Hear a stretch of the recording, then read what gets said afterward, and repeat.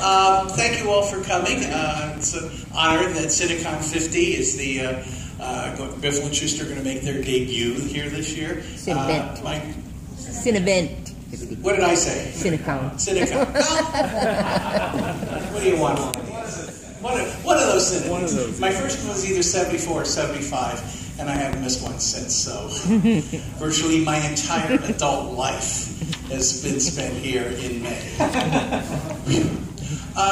Okay, we're going to see the Biffle Murder Case. The film that answers the question, what would Abbott and Costello's whodunit be like if it were crushed down to 2 reels and started a different team? I picked this one for a couple of reasons. The first one is that it's the only one that has never been shown either at Cinecon or at Cinefest in Syracuse, so most of you will be seeing it for the very first time, and with an audience, which is always the best way. The second reason is that, a lot more so than some of the others, this is really packed with film buff in-jokes and references, not even, just even in the dialogue, some of the on-set props.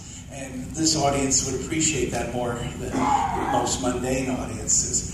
This was also, I didn't realize it at the time, this was the most difficult one to make because at some points we actually had 10 actors on stage. And I had to shoot a hell of a lot of coverage. And I knew that at some point, even though I had a shot list, I was going to forget things. And sure enough, when we got in the editing room, there were some shots we were looking for, and it turned out we didn't get them. So occasionally you're going to notice, some bizarre editing, or maybe an actor who was on one side of the room is suddenly on the other side of the room. But that's because we did the best we could with what we had. But then again, the original 2-reelers weren't exactly paradigms of continuity either, so it fits. This one also has the most familiar faces in the cast. I'm sure you'll recognize Robert Forster and H.M. Wynant, and also Faye Masterson, who is in the history books as the only actor to be directed by Stanley Kubrick and me. This is probably not the career trajectory you want to have.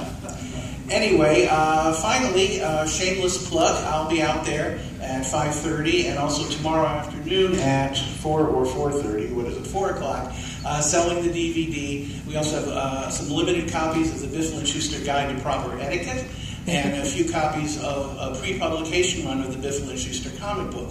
And I will be happy to sign them as well, with the understanding that anything I put my signature is immediately lowered in value. So you may want to take that into consideration. And now, for your consideration, the Biffle Murder Case.